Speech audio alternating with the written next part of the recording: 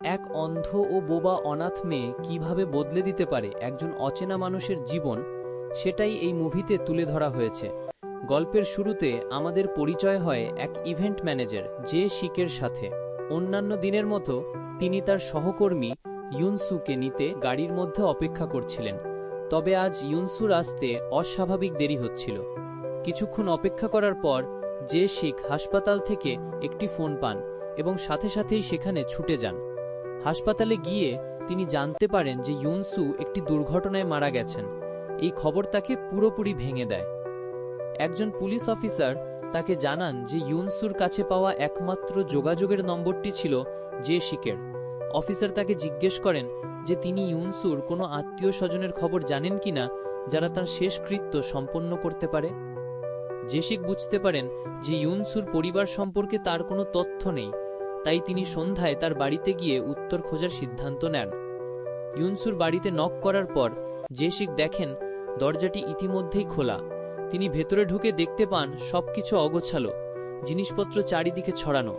হঠাৎ তিনি টয়লেটে জল ফ্লাশ করার শব্দ শুনতে পান।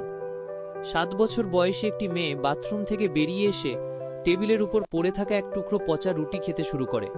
আসলে এই মেয়েটি হল ইউনসুর মেয়ে এবং ইউনসুই ছিল তার গোটা পৃথিবী। চিন্তিত হয়ে জেসিক মেয়েটিকে জিজ্ঞেস করেন কেন সে নষ্ট রুটি খাচ্ছে, কিন্তু সে কোনো উত্তর দেয় না। এক মুহূর্ত পরে তিনি বুঝতে পারেন যে মেয়েটি একই সাথে বোবা ও অন্ধ। তার ভবিষ্যৎ নিয়ে চিন্তিত হয়ে জেসিক ভাবেন এখন তার যত্ন কে নেবে। অন্য কোনো উপায় না পেয়ে তিনি ইউনসুর প্রাক্তন স্বামীর সাথে যোগাযোগ করেন, এই আশায় যে হয়তো সে দায়িত্ব নেবে। তবে প্রাক্তন স্বামী সরাসরি মেয়েটির দায়িত্ব নিতে অস্বীকার করে। কোনো সমাধান খুঁজে না পেয়ে জেসিক এক কোণে বসে একটি সিগারেট ধরান। মেয়েটি ধীরে ধীরে জেসিকের দিকে এগিয়ে আসে, সিগারেটের চেনা গন্ধে আকৃষ্ট হয়ে। এই গন্ধটি তার মা ইউনসুর সাথে সম্পর্কিত, যিনিও ধূমপান করতেন। সে এগিয়ে এসে তাকে শক্ত করে জড়িয়ে ধরে, কিন্তু যখন তার ছোট হাত জেসিকের মুখ স্পর্শ করে তখন সে বুঝতে পারে যে ইনি তার মা নন। সে ভয়ে টেবিলের নিচে গিয়ে বসে পড়ে এবং জোরে কাঁদতে শুরু করে। মেয়েটির কান্না শুনে ইউনসুর বাড়ির মালিক এসে দরজায় ধাক্কা দিতে শুরু করেন। জেসিক দরজা খুললে মহিলাটি তাকে ধাক্কা দিয়ে ভিতরে ঢুকে পড়েন। জেসিককে ইউনসুর স্বামী ভেবে তিনি রাগের সাথে চিৎকার করে ওঠেন। তাকে অভিযুক্ত করেন যে তিনি একজন দায়িত্বজ্ঞানহীন মানুষ, যিনি তার স্ত্রী ও মেয়েকে একা ফেলে রেখে তাদের কষ্ট পেতে দিয়েছেন। তার কথাগুলো ছিল কঠোর ও রাগে ভরা, যা জেসিককে বাকরুদ্ধ করে দেয় এবং তিনি কি উত্তর দেবেন বুঝতে পারেন না। মহিলা জেসিকের মুখোমুখি হয়ে তাকে জানান যে তার স্ত্রী 2 বছর ধরে ধারা দেয়নি এবং এখন তাকে সেই ঋণ মেটাতে হবে।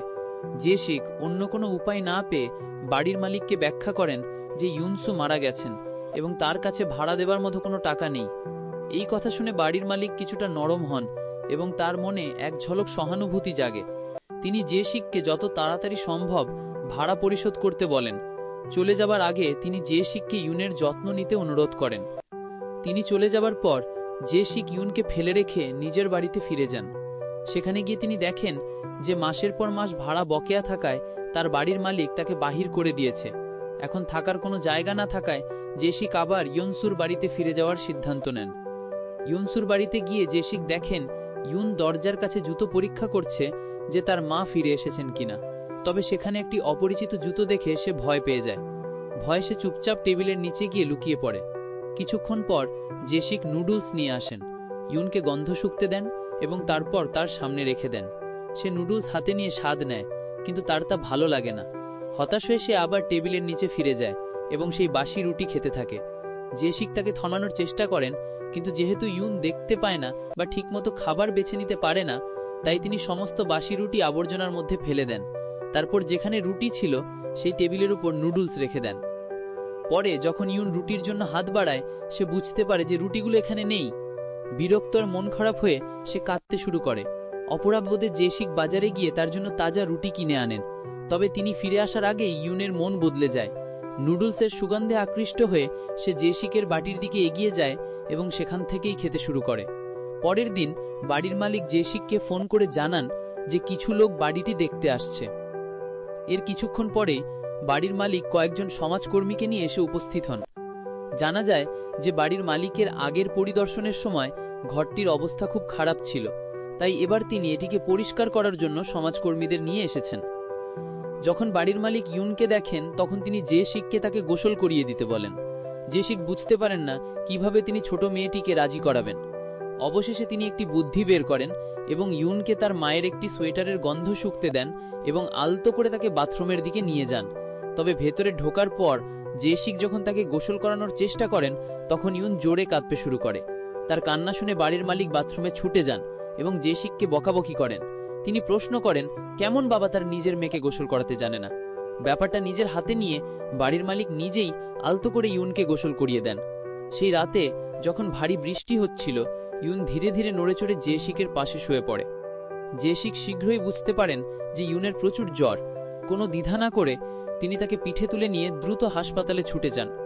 পরের দিন জে-শিক ইউনকে একটি অনাথের স্কুলে নিয়ে যান, এই আশায় যে হয়তো তারা তার যত্ন নিতে পারবে। তবে মেয়েটি অন্ধ হওয়ায় স্কুল তাকে ভর্তি নিতে অস্বীকার করে। ফলে জে-শিকের আর কোনো উপায় থাকে না তাকে আবার বাড়িতে ফিরিয়ে আনা ছাড়া। বাড়িতে ফিরে জে-শিক ইউনকে অক্ষরের আকারগুলি স্পর্শ করে বুঝতে শেখান, তার ছাড়া শব্দে শেখান, কারণ সে স্পর্শের মাধ্যমে বুঝতে পারে। তিনি তার হাতে আঙ্গুল দিয়ে শব্দ লিখেও শেখানোর চেষ্টা করেন। এই সময় তিনি তাকে যে শব্দটি শেখান সেটি হলো বাবা। কিছুদিন পর আদালত থেকে কিছু লোক জে-শিকের বাড়িতে এসে তার সমস্ত জিনিসপত্র জব্দ করে নিয়ে যায়। তারা বলেন যে তিনি একটি পাবলিক ব্যাংক থেকে নেওয়া ঋণ পরিশোধ করতে পারেননি, তাই এখন তারা সব সম্পত্তি নিয়ে যাচ্ছেন। পরের দিন জে-শিক তার একজন বন্ধুকে কাজ চাওয়ার জন্য ফোন করেন, কিন্তু তার বন্ধু অস্বীকার করেন কারণ তাদের বস সকলকে জে-শিককে কোনো কাজ না দিতে নির্দেশ দেন। মরিয়া হয়ে জে-শিক সরাসরি তার বসের মুখোমুখি হওয়ার সিদ্ধান্ত নেন। জে-শিক তার পরিস্থিতি ব্যাখ্যা করেন এবং আরেকটি সুযোগ চেয়ে বসের কাছে অনুরোধ করেন, কিন্তু বস শুনতে অস্বীকার করেন। উল্টো তিনি জে-শিককে যত তাড়াতাড়ি সম্ভব ঋণ পরিশোধ করার হুমকি দেন। ভারী মন নিয়ে জে-শিক অফিস ছেড়ে বাড়িতে ফিরে আসেন। চিন্তিত ও হতাশ হয়ে তিনি তার ফোনটি দেখে বুঝতে পারেন যে ব্যাংক থেকে একটি বার্তা এসেছে যে তার ক্রেডিট কার্ড ফ্রিজ করা হয়েছে। উদ্বিগ্ন হয়ে তিনি তার মানিব্যাগটি দেখেন সেটি একেবারে খালি। তার কাছে একদিনের খাবার কেনার মতো টাকা নেই। মরিয়া হয়ে জে-শিক ইউনসুর ফোনটি হাতে নেন এবং দেখতে শুরু করেন। তিনি ইউনসু এবং ইউনের একসাথে তোলা বেশ কয়েকটি ছবি দেখতে পান। তাদের বন্ধন স্মরণ করেন। স্ক্রোল করতে করতে তিনি ইউনসু এবং তার এক বন্ধুর মধ্যে একটি কথোপকথন দেখতে পান। লেখাগুলো পড়ে তিনি জানতে পারেন যে ইউনসু একটি গ্রামে বসবাসকারী তার আত্মীয়কে একটি বড় অঙ্কের টাকা ধার দিয়েছিলেন। পরের দিন জে-শিক ইউনসুর সেই আত্মীয়কে খুঁজতে বের হন। তারা যখন গাড়ি চালাচ্ছিলেন, ইউন গাড়ির জানালা দিয়ে আসা ঠান্ডা বাতাস আনন্দে উপভোগ করছিলেন। এটি প্রথম সে বাইরের পৃথিবী এমনভাবে অনুভব করছিল। যেহেতু জে-শিক ইউনসুর আত্মীয়ের সঠিক অবস্থান জানেন না, তাই তিনি তার ছবি ছাপিয়ে নিয়ে গ্রামের লোকদের জিজ্ঞেস করতে থাকেন যে তারা তাকে চেনেন কিনা। তবে কেউই তাকে চিনতে পারে না। হতাশ এবং ক্লান্ত হয়ে জে-শিক তার গাড়িতে ফিরে আসেন। গাড়িতে ফিরে এসে তিনি দেখেন সেখানে ইউন নেই। আতঙ্কিত হয়ে তিনি পাগলের মতো তাকে খুঁজতে শুরু করেন। কিছুক্ষণ বাদ তিনি তাকে দেখতে পান, সে একজন কৃষকের সাথে বসে আনন্দের সাথে তার কুকুরটির সাথে খেলা করছে। কৃষক থেকে জে-শিককে কিছু খাবার দেন এবং তাদের রাত্রি সেখানে থাকার জন্য আমন্ত্রণ জানান। গাড়ি চালিয়ে ক্লান্ত হওয়ায় তিনি কৃষকের বাড়িতে রাত কাটানোর জন্য রাজি হন। সেই সন্ধ্যায় কৃষক তাদের কিছু মিষ্টি আলু খেতে দেন। ইউন এত মজা করে এটি খাচ্ছিল যে সে একটি তার মুখ থেকে বের করে জে-শিককে চেখে দেখতে দেয়। ইতিমধ্যেই ক্লান্ত জে-শিক ইউনের এমন আচরণে ক্রমশ বিরক্ত হতে থাকেন। পরের দিন সকালে জে-শিক ইউনকে সাথে নিয়ে তাদের যাত্রা চালিয়ে যান। কয়েক ঘন্টা গাড়ি চালানোর পর ইউনের তৃষ্ণা পায়, কিন্তু জে-শিক পথে কোনো দোকান খুঁজে পান না। অবশেষে তিনি একটি তরমুজ খামার দেখতে পান এবং সঙ্গে সঙ্গে গাড়ি থামান। তিনি নিজের সাথে নেওয়ার জন্য সবচেয়ে মিষ্টি তরমুজটি বেছে নেওয়ার আগে একটির পর একটি স্বাদ নেন। তবে খামারে বসানো একটি সিসিটিভি ক্যামেরা তার সমস্ত কার্যকলাপ ধরে ফেলে। জে-শিক ইউনকে নদীর তীরে নিয়ে যান এবং তাকে শেখান কিভাবে তরমুজ খেতে হয়। তিনি ইউনের হাতে তরমুজ শব্দটি লিখে দেন যাতে সে শব্দটি শিখতে পারে। কিছুক্ষণ পর ইয়েন নামে একটি মেয়ে তাদের কাছে আসে এবং তাকে তরমুজ চুরির অভিযোগ করে। ধরা পড়ে গিয়ে জে-শিক তাকে সবকিছু ব্যাখ্যা করেন এবং ইউনসুরের আত্মীয়র একটি ছবি দেখান। তবে ইয়েনও তাকে চিনতে পারে না।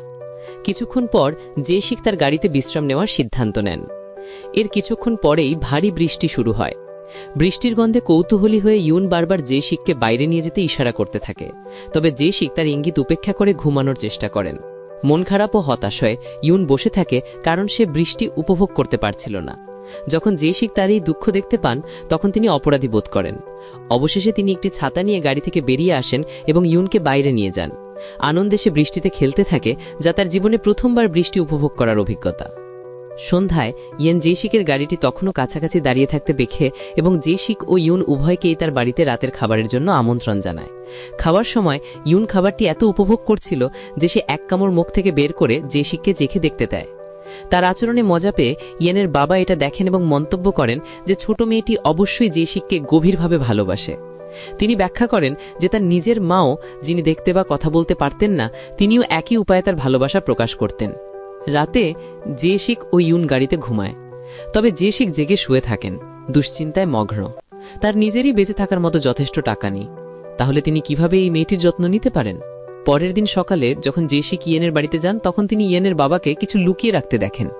ইয়েনের বাবা জেসিককে দেখেই দ্রুত বাড়ি ছেড়ে চলে যান। কৌতূহলী কিন্তু দ্বিধাগ্রস্ত জেসিক কিছু বলেন না। এক মুহূর্ত পরে ইয়েন বাইরে আসে এবং জেসিক তাকে জিজ্ঞাসা করেন যে সে তাকে কাজ খুঁজে পেতে সাহায্য করতে পারে কিনা। তার কাজ করার আগ্রহে খুশি হয়ে ইয়েন রাজি হয় এবং তাকে খামারে একটি কাজ দেয়। সে তাকে থাকার জন্য একটি কক্ষও দেয়। তখন থেকে ইউনের জীবনে কিছু পরিবর্তন আসতে শুরু করে। সে নতুন জিনিস শিখতে এবং অভিজ্ঞতা লাভ করতে শুরু করে। তার আশেপাশে আরও স্বচ্ছন্দ বোধ করে। তারা তিনজন, জেসিক, ইউন এবং ইয়েন, একসাথে অনেক সময় কাটায়। সেটা মাঠে কাজ করার সময় হোক বা একসাথে খাবার ভাগ করে নেওয়ার সময় হোক। ইয়েন তাদের একসাথে কাটানোর সময়ের ভিডিও ব্লগ তৈরি করে এবং তা ইউটিউবে আপলোড করে। একদিন ইয়েনের ভিডিও দেখে জেসিকের বস তার অবস্থান জানতে পারেন এবং তার লোকেরা তাকে ধরতে পাঠান। তারা তাকে মারধর করে এবং তার গাড়ি নিয়ে যায়, কারণ তিনি ঋণ পরিশোধ করতে পারেননি। অসহায়ভাবে জেসিক তার গাড়ি নিয়ে যেতে দেখেন। পরে জেসিক বাড়ি ফিরে এসে সেই জায়গাটি পরীক্ষা করেন যেখানে তিনি আগে ইয়েনের বাবাকে কিছু লুকিয়ে রাখতে দেখেছিলেন। সেখানে তিনি টাকায় ভরা একটি পাত্র আবিষ্কার করেন। তিনি যা পেয়েছেন তা বোঝার আগেই ইয়েন হঠাৎ আসে উপস্থিত হয়। জেসিকের আঘাত দেখে সে জিজ্ঞেস করে কি হয়েছে, কিন্তু তিনি তাকে কিছুই বলতে অস্বীকার করেন। এর পরিবর্তে তিনি ইউনের কথা জিজ্ঞেস করেন এবং ইয়েন হঠাৎ বুঝতে পারে যে ইউন তার বাবার সাথে বাইরে গিয়েছিল। আতঙ্ক ছড়িয়ে পড়ে, কারণ ইয়েনের বাবা মানসিক অসুস্থ এবং প্রায়শই সবকিছু সহজে ভুলে যান। ইউনের সুরক্ষার ভয়ে জেসিক এবং ইয়েন উভয় তাদের খুঁজতে দ্রুত বেরিয়ে পড়েন। কিছুক্ষণ পাগলের মতো খোঁজাখুঁজির পর তারা অবশেষে ইয়েনের বাবাকে ইউনের সাথে খুঁজে পান। সে নিরাপদ ছিল, কিন্তু তারা কতটা ভয়ের সৃষ্টি করেছিল সেই সম্পর্কে তার কোনো ধারণা ছিল না। রাতে জেসিক ইউনের পাশে ঘুমিয়ে থাকলে সে আলতো করে তার হাত দিয়ে তার মুখের ক্ষতমুনি অনুভব করে। তার ব্যথা অনুভব করে সে তাকে সান্ত্বনা দেওয়ার আশায় তার আঘাতের উপর ধীরে গরম হাওয়া দেয়। আবেগে আপ্লুত হয়ে জেসিক কাঁদতে শুরু করেন। যখন ইউন তার অশ্রু অনুভব করে সে তার হাত ধরে এবং তার হাতের তালুতে অশ্রু শব্দটি লিখে দেন, তাকে বুঝতে সাহায্য করে যে সে কি অনুভব করছে। পরের দিন সকালে যখন ইয়েন জেসিক ও ইউনকে দেখতে যান তখন তিনি তাদের ঘর খালি দেখতে পান, কিন্তু শীঘ্রই জেসিকের রেখে যাওয়া একটি চিঠি দেখতে পান। চিঠিতে লেখা ছিল জেসিক ইয়েনকে বাড়ির বাইরে রাখা পাত্রটি দেখতে বলেন। অন্যদিকে জেসিক ইউনকে তার বাবার কাছে নিয়ে যান, তবে তার বাবা নির্দয়ভাবে তার দায়িত্ব নিতে অস্বীকার করেন। ফলে জেসিকের আর কোনো উপায় থাকে না ইউনকে আবার তার সাথে ফিরিয়ে আনা ছাড়া। তাদের ভবিষ্যৎ নিয়ে দিশাহারা এবং অনিশ্চিত হয়ে জেসিক ইউনকে সমুদ্র সৈকতে নিয়ে যান, যেখানে তারা অনেক সময় একসাথে কাটান। কিন্তু এখন জেসিকের কাছে কোনো টাকা বাকি নেই। অনেক চিন্তাভাবনার পর তিনি একটি হৃদয় বিদারক সিদ্ধান্ত নেন, ইউনকে গোপনে একটি এতিমখানায় রেখে আসা, এই বিশ্বাসে যে এটি তার জন্য একটি উন্নত ভবিষ্যতের একমাত্র পথ। এতিমখানায় জেসিক আলতো করে ইউনের হাতে এক টুকরো রুটি তুলে দেন, কারণ তিনি জানতেন সে এটা কতটা ভালোবাসে। নিজের আবেগের সাথে লড়াই করে তিনি অনিচ্ছায় মুখ ফিরিয়ে তাকে সেখানে ছেড়ে চলে যান। কিছুক্ষণ পর যখন ইউন আর জেসিকের উপস্থিতি অনুভব করতে পারে না, তখন সে তাকে খুঁজতে শুরু করে। ভেতরে তাকে খুঁজে না পেয়ে সে বাইরে বেরিয়ে আসে এবং জোরে টানতে শুরু করে। জেসিক, যিনি বেশি দূরে যাননি, তার কান্না শুনতে পান এবং সাথে সাথেই তার কাছে ছুটে আসেন। তিনি আলতো করে তার হাত ধরে তাকে সান্ত্বনা দেওয়ার চেষ্টা করেন, কিন্তু ইউন দুঃখে অভিভূত হয়ে পড়ে। কাঁপতে থাকা আঙুল দিয়ে ইউন জেসিকের হাতের তালুতে অশ্রু শব্দটি লিখে দেয়, ইশারায় বোঝায় যে সে কতটা গভীরভাবে দুঃখিত। তারপর সে তার হাতে আরও কিছু একটা লেখে, এমন একটি শব্দ যা তিনি কখনো আশা করেননি, বাবা। নিজের আবেগ নিয়ন্ত্রণ করতে না পেরে জেসিক তাকে শক্ত করে জড়িয়ে ধরেন। তিনি প্রতিজ্ঞা করেন যে সেই দিন থেকে তিনি আর কখনো তাকে একা ফেলে যাবেন না। এখানেই গল্পটি শেষ হয়ে যায়। গল্পটি ভালো লাগলে চ্যানেলটি সাবস্ক্রাইব করে পাশে থাকবেন।